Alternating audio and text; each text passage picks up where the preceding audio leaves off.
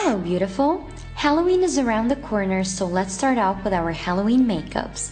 Today I'll show you how to create the special effect of a burned face / open wound, so stay tuned if you are interested.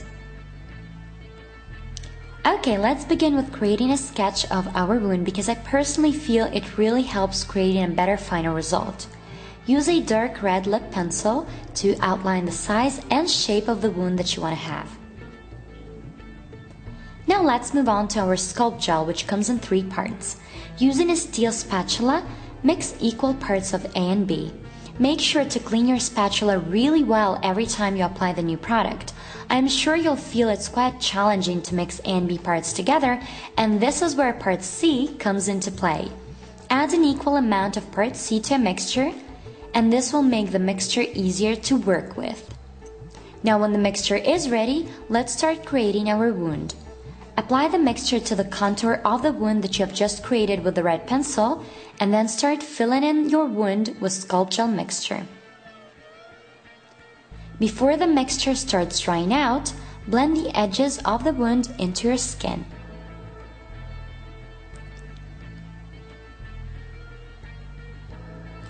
Now that you feel that your mixture has become sticky, start working on the details of your wound.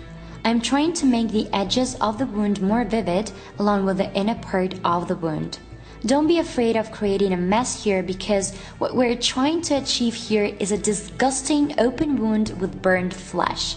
So the messier it looks, the better. Here how the final result should look like. And now let it dry for some minutes.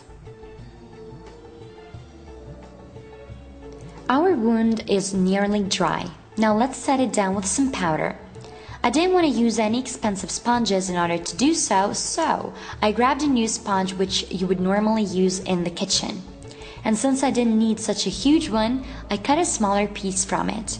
Once you have your sponge ready, dip it into the face powder and set your wound with it. Now we'll be working with some colors. I'm starting out with a black eyeshadow, with the help of which I'm outlining the edges and creating the depth to my wound.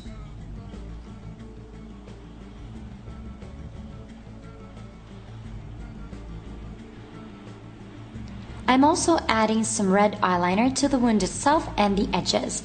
I'm blending the red eyeliner with my fingers to get the effect of stained blood on my face.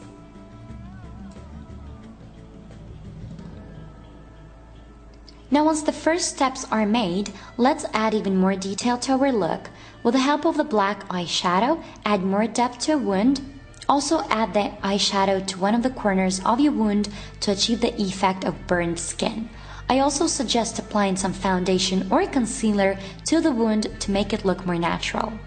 The process of creating the wound is quite time consuming because you want to make it look as natural as possible. Since I also wanted to add a little bit more drama to my look, I decided to apply more red color to it. And now it's time for the blood. Apply some to the sponge that you're not afraid to throw away and dab the blood onto your wound. And you'll know when to stop.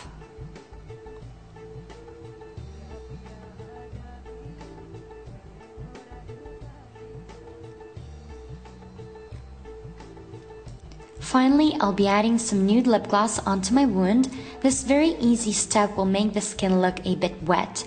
I'm sure you have noticed that wounds are normally not dry and that they discharge some kind of moisture.